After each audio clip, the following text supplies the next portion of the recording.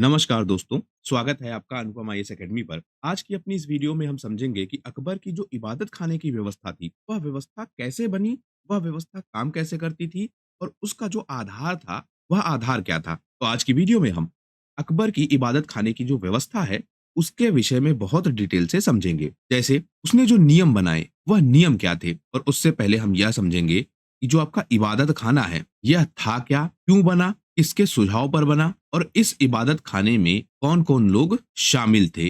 यानी जो बातचीत हो रही थी, उनमें कौन-कौन से लोग शामिल थे? अब यह जो आपका टॉपिक है, यह मेंस के लिए बहुत ज़्यादा इम्पोर्टेंट है क्योंकि अकबर के जो विचार हैं, वह विचार आए कहाँ से हैं दरअसल और उन विचारों का आधार क्या है? स्पेशली जब अकबर को महान बताया जाता है, तो वह महान क्यों बताया जाता है? उसको ध्यान में रखकर मेंस में प्रश्न पूछते हैं। तो हम उसको समझेंगे एक तो। दूसरा प्रीलिम्स में भी ऐसे कई सारे फैक्ट है जो इस इबादत खाने की व्यवस्था से आते हैं। तो हम उन फैक्ट्स को भी देखेंगे जो प्रीलिम्स के लिए बहुत ज़्यादा इम्पोर्टेंट है। तो आइए शुरू करते हैं। अगर अभी तक आपने यह चैनल सब्सक्राइब नहीं किया है, तो चैनल को सब्सक्राइब कीजिए और ज़्यादा से ज़्यादा लोगों तक इसको शेयर कीजिए क्योंकि हम लोग बहुत डिटेल से जो आपकी प्रारंभिक परीक्षा है और जो आपकी मेंस की परीक्षा है, उसके लिए एक बेहतरीन तैयारी यहाँ पर कर रहे हैं। अभी हम हिस्ट्री सीरीज के साथ चल रहे हैं। इससे पहले हमने प्रारंभिक भारत को खत्म कर लिया है। मध्यकालीन भारत में हम अकबर की नीतियों तक आ चुके हैं। इसके बाद हम आधुनिक भारत भी करेंगे। इसके अलावा हमारी एक और सीरीज चल रही है जिसमें जो हॉट टॉपिक हैं, इसके हॉट टॉपिक प्रारंभिक परीक्षा के लिए उनको हम कवर कर रहे हैं। यहाँ पर हम चीजों को बहुत डिटेल से कवर कर रहे हैं। कहाँ पर? ये जो आपकी मेडिवल हिस्ट्री वाली सीरीज है और उससे पहले जब हमने प्राचीन भारत किया था, तो वहां पर भी हमने बहुत डिटेल से कवर किया था। लेकिन प्रीलिम्स भी हमारा टारगेट है और उसके लिए थोड़ी अप्रोच अलग चाहिए होती है। तो हमने क्या किया, प्रीलिम्स में जो हॉट टॉपिक हैं, जहां से प्रश्न सबसे ज्यादा पूछे जाते हैं, उनको कवर करने की कोशिश की है। तो वहां पर हम पॉलिटी को कवर कर चुके हैं और इन्वायरमेंट को अब हम कवर कर रहे हैं। हम इस चीज का भी ध्यान रख रहे हैं कि सबसे कम पढ़कर कहां से सबसे ज्यादा प्रश्न आते हैं। तो पॉलिटी से क्योंकि अच्छे खासे प्रश्न यानी लगभग 15 से 25 तक प्रश्न हर साल आते हैं, रेंज में आते हैं। वहीं जो आपका इन्वायरमेंट है, यहां से भी 15 से लेके 20 प्रश्न हर साल लगभग पूछे जाते हैं। तो यही अगर आप ठीक से कर ले जाएं, तो लगभग 30 प्रश्न आप कवर कर ले जाएंगे। तो हम पॉलिटी को कवर कर चुके हैं, अब हम एनवायरनमेंट को कवर कर रहे हैं और उनमें भी जो सबसे इंपॉर्टेंट चीजें हैं, क्योंकि ऐसे अगर आप पढ़ेंगे तो एनवायरनमेंट बहुत बड़ा है, फिर उसमें बायोलॉजी के बहुत सारी चीजें आपको पढ़नी पड़ेंगी, तो बहुत ज्यादा हो जाएगा। हम केवल टारगेट उन चीजों को कर रहे हैं जहां से प्रश्न बनते हैं। तो वह सीरीज भी आप देख सकते हैं, उसको भी आप ज्वाइन कर सकते हैं। इसी यूट्यूब चैनल पर अवेलेबल है, बहुत आसानी के साथ आपको मिल जाएगा। अब हम समझते हैं अकबर के विचारों के आधार को। अकबर के मन में यह कैसे आया कि इबादत खाने जैसी कोई व्यवस्था होनी चाहिए, इसके पीछे उसका वैचारिक आधार क्या था। जब हम अकबर के वैचारिक आधारों की बात करते हैं, तो उसमें कई सारी चीजें शामिल होती हैं। जैसे एक अकबर की अपनी पर्सनैलिटी, अकबर खुद कैसा था, वह खुद कैसा सोचता था, यह एक उसकी अपनी पर्सनैलिटी है। दूसरा जो सूफी दर्शन का प्रभाव है, यानी जब सूफीइज्म भारत में आया और वह मिला इस्लाम से, तो उसका क्या इम्पैक्ट पड़ा अकबर पर। इसके बाद अकबर ने जब अलग अलग धर्म के लोगों से बातचीत की, उनसे भी वह जुड़ा, तो उसके बाद क्या इम्पैक्ट आया। इसके अलावा साम्राज्य को उसे बढ़ाना था। अब यह प्रश्न पूछा जा चुका है कि अकबर की जो यह नीतियां थी, यह साम्राज्य को बढ़ाने के लिए थी या वास्तव में वह चाहता था कि लोगों का भला हो या लोगों के बीच वह फेमस होना चाहता था। तो एक एंगल यह भी है कि अगर उसे पूरे साम्राज्य को जोड़कर रखना है, क्योंकि अकबर के साम्राज्य में आप समझिए हिंदू भी हैं और जैनों का प्रभाव भी हमको दिखेगा और इस्लाम तो था ही। इस्लाम में भी अलग अलग धड़ है, शिया है, सुन्नी है, इसके अलावा सूफीवाद भी जुड़ेगा। शिया सुन्नी में ही अगर आप देखेंगे तो एक आपका कट्टर इस्लाम है, एक आपका थोड़ा उदारवादी है। मतलब शिया और सुन्नी दोनों में कुछ लोग ऐसे होंगे जो बहुत कट्टरवादी होंगे, कुछ लोग ऐसे होंगे जो थोड़ा उदारवादी होंगे। सूफीवाद भी होगा, जैन धर्म भी होगा, हिंदू भी होगा। हिंदुओं में स्पेशली आप देखेंगे तो आपके जो राजपूत है, इनकी बहुत भूमिका है। तो अगर इन सबको जोड़ के रखना है, यानी एक बड़े साम्राज्य को बनाना है, तो अकबर को कहीं ना कहीं ऐसी नीतियां लानी पड़ती या ऐसी नीतियों के साथ ही चलना पड़ता जिससे यह सारे लोग कहीं ना कहीं जुड़ सके। तो अकबर के जो विचार है, उसके यह सब क्या है, आधार है। इन्हीं आधारों के कारण वह इबादत खाने की व्यवस्था को चुनता है। जैसे सूफी दर्शन की अगर हम बात करें, तो इब्न अरबी जैसे विचारक है, वह कहते हैं कि तौहीद इलाही यानी ईश्वर एक है, ईश्वर अलग है ही नहीं। और यही जो नीति है कि ईश्वर अलग है नहीं, तो सारे ईश्वर के जो विचार है वह भी कहीं ना कहीं एक जैसे होने चाहिए। अकबर इन्हीं विचारों को समझने का प्रयास करता है, इसलिए वह नीति शुरू करता है सुलह-ए-कुल की, यानी सार्वभौमिक शांति की। सारे लोग एक हैं, सारे धर्म जो हैं, उनके जो मूल विचार हैं, वह भी कहीं न कहीं एक जैसे हैं। इनके व्याख्याकारों ने, यानी जिन लोगों ने इसको एक्सप्लेन किया है, उन्होंने क्या किया है, अलग-अलग कर दिया है। वास्तव में सारे धर्मों के जो मूल विचार हैं, वह कहीं न कहीं एक है। इब्न अरबी का प्रभाव है और क्या विचार था? तौहीद-ए-इलाही। इसके अलावा अकबर लॉजिकल रीजनिंग करता है, यानी जैसे बहुत सारे आप सम्राट देखेंगे, बहुत सारे आप बादशाह देखेंगे या राजा देखेंगे, वह क्या करते हैं, एक तरफ़ा सोचते हैं। लॉजिकल रीजनिंग पर यह काम करता था, तर्कों पर बात करता था कि अगर तर्कों के आधार पर कोई विचार सत्य है, कोई विचार सही है, तो उसे वह मानता था। इसी कारण से अकबर इतना बड़ा राजा बनता है। अकबर के 2 फेज़ हैं, ध्यान रखिएगा आप। एक अकबर राजा के रूप में, एक अकबर व्यक्ति के रूप में। जब भी अकबर राजा के रूप में बात किया जाता है, अकबर को हमेशा महान बताया जाता है। लेकिन जब व्यक्ति के रूप में अकबर की बात की जाती है, तो कहीं न कहीं अकबर को नीचा दिखाया जाता है। लेकिन राजा के रूप में अकबर को बड़ा बताया जाता है, उसका कारण यही है कि वह अलग-अलग विचारों को भी सुनने के लिए तैयार है, उनको एक्सेप्ट करने के लिए भी तैयार है और अगर वह लॉजिकली सही है, तो पॉलिसी के रूप में उसको इम्प्लीमेंट भी वह कर रहा है। तो तर्कसंगत जो उसकी सोच है, वह बहुत इंपॉर्टेंट है। इसके अलावा उसका अपना पर्सनल एक्सपीरियंस, जैसे शुरुआती चरण में जो बैरम खान जैसे लोग हैं, वह अकबर को बहुत दबा कर रखते हैं। एक उदाहरण इसका आप देखें, जब पानीपत का युद्ध हुआ और उस युद्ध में जब हेमू हार गया, तो अकबर नहीं चाहता था कि हेमू को मारा जाए। बैरम खान ने जबरदस्ती हेमू को मार दिया अकबर के अगेंस्ट जाके। जबकि राजा कौन था? अकबर था, लेकिन अकबर की उम्र बहुत कम थी, तो अकबर विरोध नहीं कर पाया। इसी तरीके से बैरम खान बार-बार अकबर की नीतियों के अगेंस्ट जाता था, अकबर के विचारों के अगेंस्ट जाता था। मैंने बार-बार आपसे कहा है कि अगर किसी व्यक्ति का व्यक्तित्व आपको समझना हो, उसकी पर्सनैलिटी वास्तव में कैसी है, यह आपको समझना है, तो उसका आप बचपन देखिए। अकबर के साथ भी आप यही चीज़ें देखेंगे। बचपन में ही, यानी शुरुआती चरण में जब वह बादशाह बन रहा है, उसको सप्रेस करने की कोशिश की जाती है। जैसे आपने एक शब्द सुना होगा, पेटीकोट शासन। अब यह पेटीकोट शासन क्या था? महामनगा, मतलब अकबर को जिसने पाला था, यानी अकबर की यह क्या थी? धाय माँ थी, महामनगा। इनका इम्पैक्ट भी था और महामनगा चाहती थी कि उनके कारण या उनके प्रभाव के कारण जो है, वह प्रशासनिक व्यवस्था चले। तो महामनगा का भी एक अच्छा खासा प्रभाव था। हमने एक वीडियो में बहुत डिटेल से चर्चा की थी कि कैसे अकबर ने जो प्रधानमंत्री वाली व्यवस्था है, उस प्रधानमंत्री वाली व्यवस्था को कमज़ोर कर दिया और धीरे-धीरे जो पूरी पावर है, वह पूरी पावर ले ली अपने हाथों में। यानी पहले वह डिपेंडेंट शासक था, फिर प्रधानमंत्री की व्यवस्था आई और फिर क्या किया उसने, धीरे-धीरे पूरी व्यवस्था अपने कंट्रोल में लेना शुरू कर दिया। इसी में हमने देखा था महामनगा के साथ ही कि इनका एक बेटा था अधम खान, यह भी अकबर की नीतियों के खिलाफ था और इसको अकबर ने छत से फेंकवा कर मरवा दिया था। यह भी हम देख चुके हैं। ये सारे तथ्य अगर आप इसी चैनल पर देखेंगे तो वीडियो आपको मिलेंगे। बहुत डिटेल से हमने कवर किया है। तो अब क्या है, अधम खान के साथ भी हमने देखा ऐसी समस्या, बैरम खान, पेटीकोट शासन जहां महामनगा है। इन सारी चीजों के कारण धीरे-धीरे अकबर पर क्या इम्पैक्ट पड़ने लगा कि वह स्वतंत्र विचारों के साथ आगे बढ़ने लगा। उसे यह लगने लगा कि सारे लोग मिलकर उसके विचारों को दबाने का प्रयास करते हैं। तो उसने क्या किया, अब अपने व्यक्तिगत विचारों को सबसे ऊपर रखा। तो 3 कारण हमने यह समझ लिए और भी कई कारण हैं। जैसे अकबर के धार्मिक गुरु। जब हम अकबर की बात करते हैं, तो उसके जो धार्मिक गुरु हैं, वह किसी एक धर्म से नहीं है। यानी ना केवल वह मुस्लिम धर्म के गुरुओं को मानता है, बल्कि हिंदू धर्म के गुरुओं को मानता है, जैन भिक्षुओं को भी मानता है और जो ईसाई धर्म के लोग हैं, उनके जो गुरु हैं, उनके जो मिशनरी हैं, उनके विचारों को भी मानता है। यानी अकबर की इन नीतियों के पीछे यह सारे लोग भी काम करते हैं। व्यक्तिगत कारण हमने पीछे देखे कि क्या-क्या कारण हैं। उसके विचारों का आधार क्या बना? उन विचारों को किसने सींचा?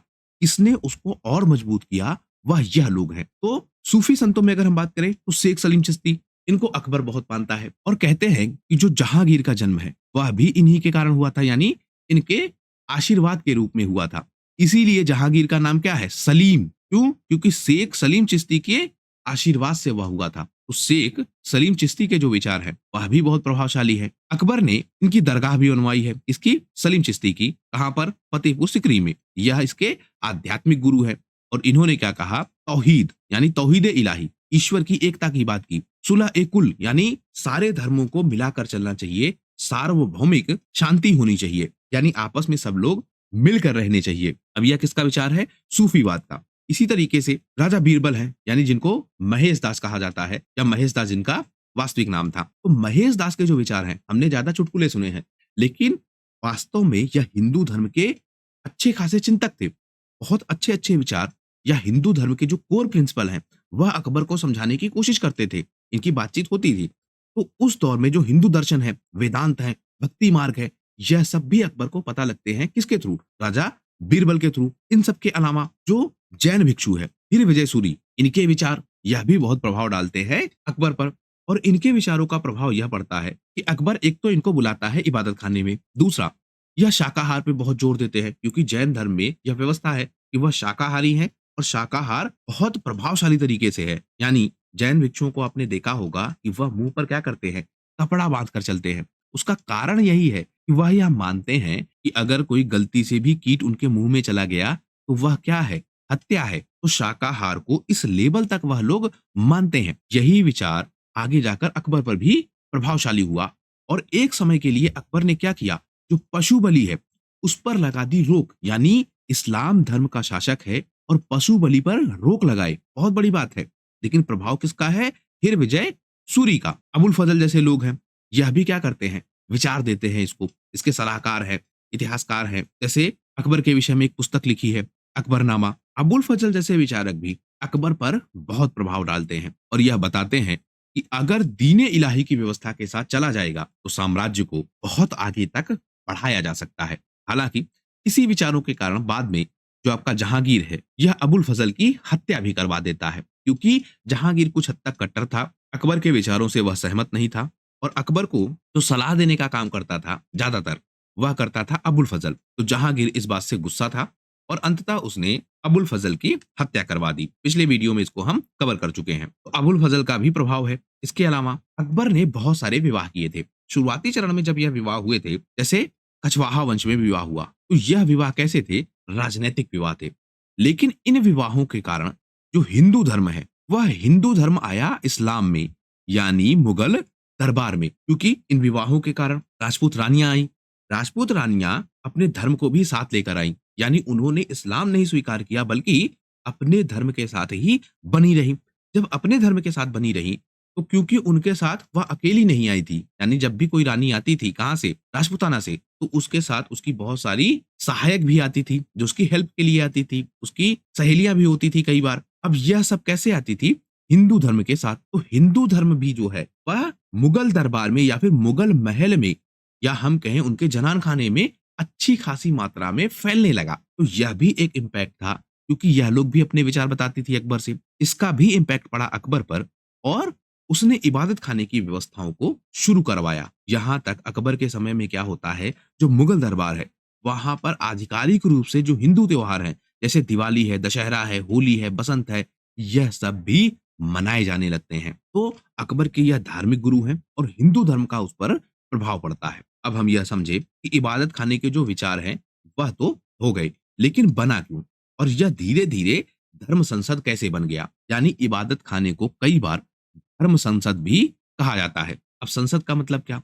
ऐसे लोग जहाँ पर अलग-अलग विचारों के लोग इकट्ठा हों और अपनी बात रख पाएँ, उसी को क्या कहेंगे? संसद। और जब बातें धर्म की हो, तो उसको कहेंगे धर्म संसद। इबादत खाने में क्या व्यवस्था है? अलग-अलग धर्मों के लोग आते हैं और आकर अपने धर्म के विचारों को रखते हैं। तो इबादत खाने की यह पूरी व्यवस्था है। बना कहाँ यह? यह बना 1575 में।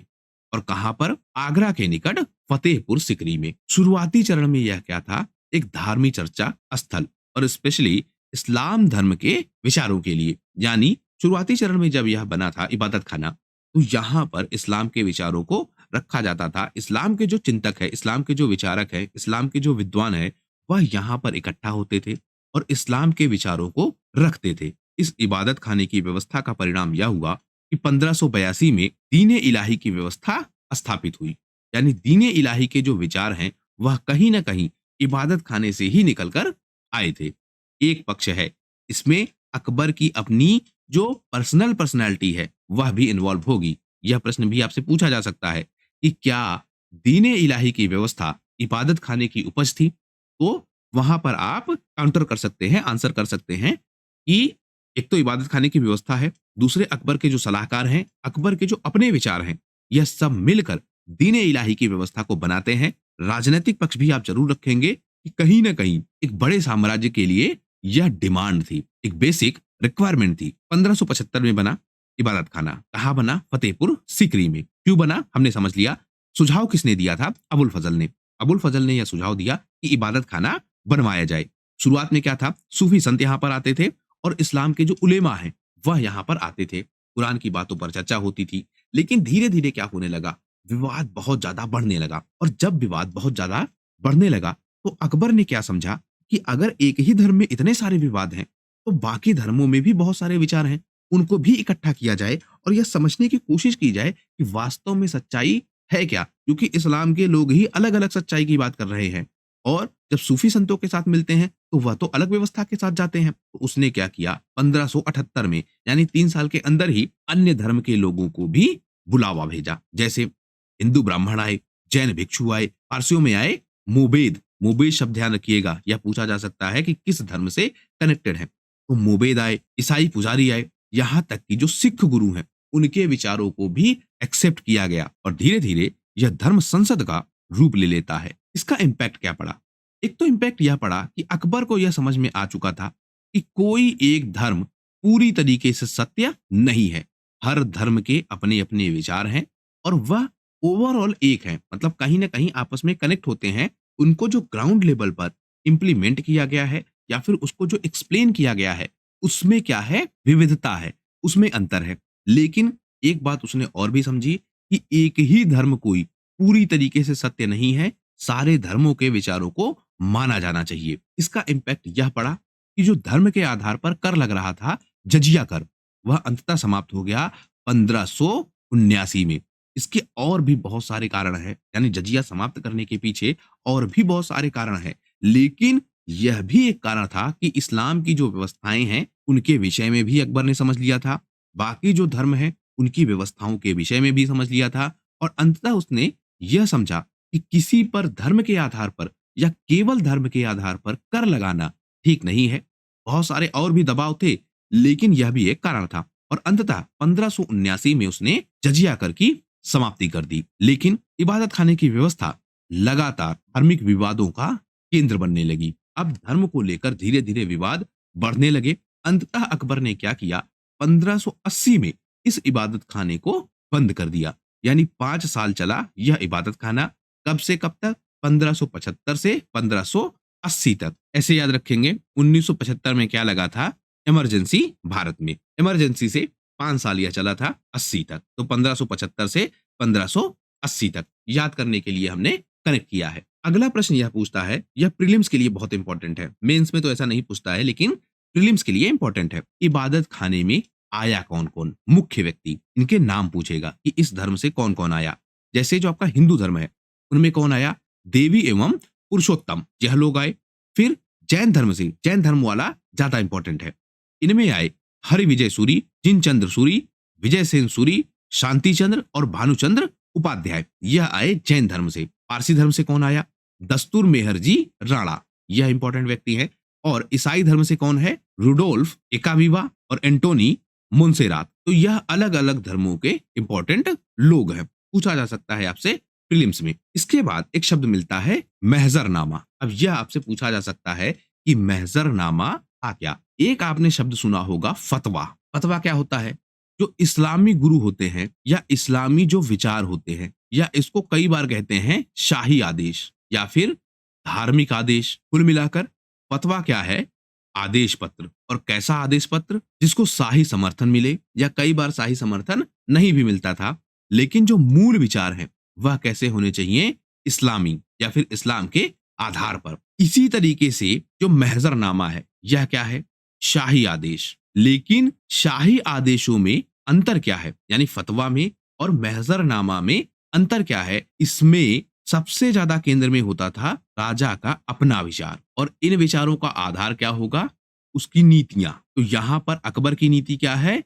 सुलह ए कुल की, यानी महजरनामा एक शाही आदेश है, अकबर ने जारी किया था।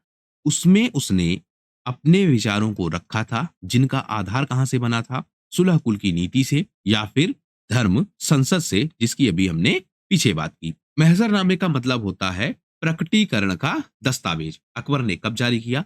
1579 में। इसने क्या स्टेब्लिश किया? अकबर ने जब इबादत खाने में व्यवस्थाओं को समझा तो उसको यह लगने लगा कि वास्तव में कोई धर्म पूरी तरीके से सत्य नहीं है।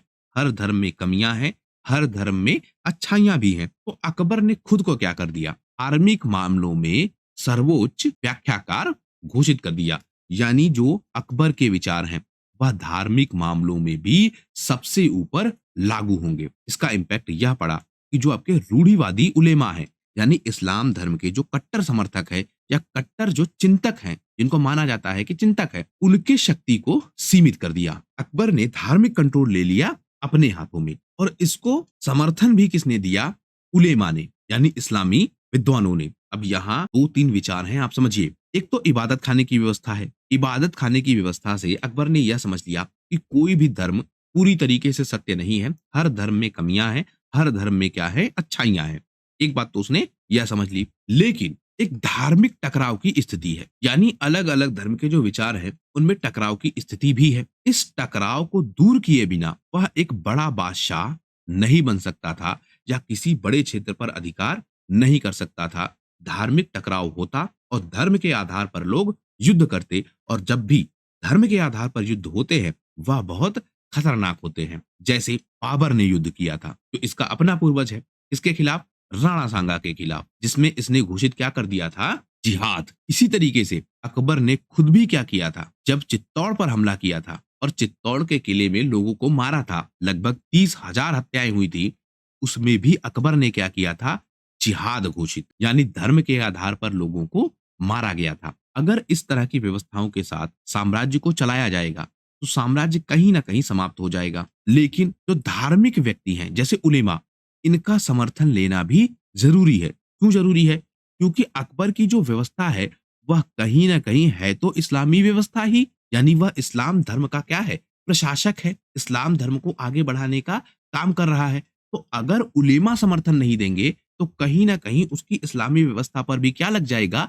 प्रश्न चिन्ह लग जाएगा। हमने एक वीडियो में देखा था कि अकबर को कई सारे लोगों ने क्या कर दिया था? यह घोषित कर दिया था कि वह इस्लाम का व्यक्ति ही नहीं है, वह गैर इस्लामी है। तो इसने क्या किया? अकबर ने उलेमाओं का भी समर्थन लिया, इसलिए महजरनामे पर उसने उलेमाओं के भी हस्ताक्षर लिए। प्रावधान क्या है इसके? प्रावधान यह है कि अगर कोई धार्मिक मुद्दा है, उस पर सहमति नहीं बनती है, तो अकबर जो निर्णय लेगा वही अंतिम है। यानी धार्मिक मुद्दों पर अकबर के निर्णय क्या हो जाएंगे? बाध्यकारी हो जाएंगे और सबसे ऊपर होंगे। कोई भी नए नियम बनाने हैं, कोई भी नए अधिकार तय करने हैं, उसको कौन तय करेगा?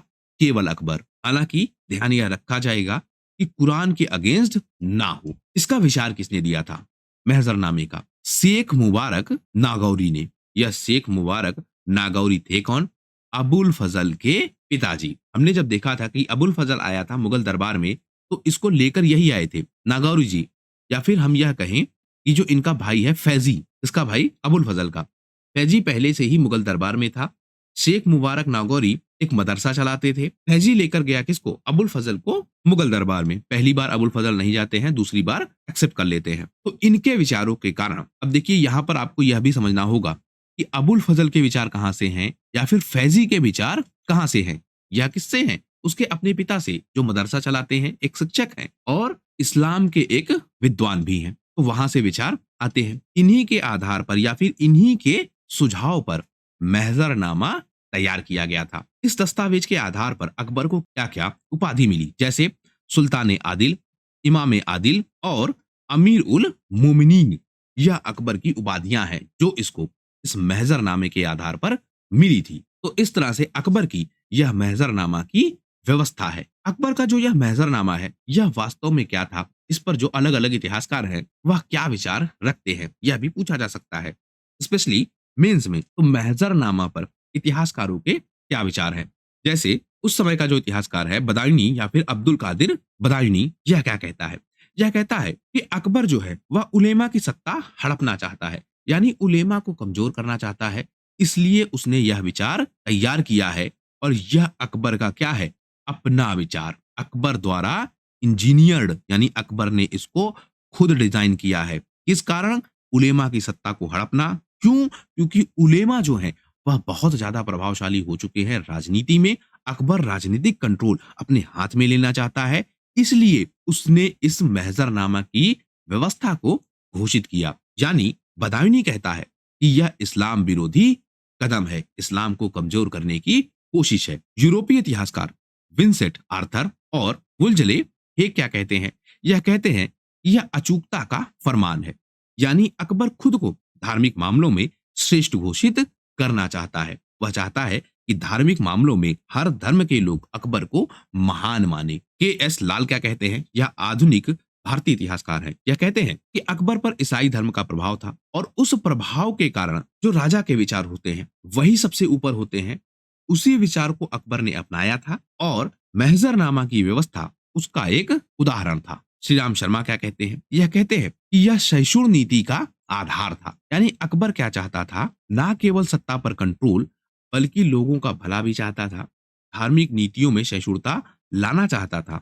इस कारण से भी उसने इस व्यवस्था को लागू किया था। एस एल श्रीवास्तव कहते हैं कि यह उलेमा को शांत करने का असफल प्रयास था। यानी अकबर उलेमाओं को शांत करना चाहता था, लेकिन अंततः यह उलेमा शांत नहीं होते हैं, असफल प्रयास है। लेकिन अकबर की जो मेन कोशिश है वह कोशिश यही है कि उलेमाओं के कंट्रोल को लिमिटेड किया जाए। हरबंस मुखिया कहते हैं, यह कहते हैं कि अकबर में धार्मिक स्वतंत्रता की इच्छा है। अकबर यह कहता है कि धर्म को लेकर स्वतंत्रता होनी चाहिए, लोग अपने धर्म के साथ जी सके। इस विचार के आधार पर यह महजरनामा आया था। लेकिन यह भी कहते हैं कि यह पक्षपातपूर्ण था। यानी कई विचारों को इसमें दबाया जाता था। अब इसका कारण क्या था? क्योंकि अकबर खुद इस्लामी व्यवस्था से पला बढ़ा था और अब उसने धर्म के कंट्रोल को अपने हाथों में ले लिया था। यानी धार्मिक नीतियां कैसी बनेंगी यह अकबर के कंट्रोल में पहुंच चुकी थी। इसका मतलब यह कि अकबर के विचार यह तय करेंगे कि कौन सी नीति सही है और कौन सी नीति गलत है। इसके कारण जो इस्लाम का उसके अंदर प्रभाव है वह प्रभाव ज्यादा दिखेगा और इसलिए इसको कहा जा रहा है क्या?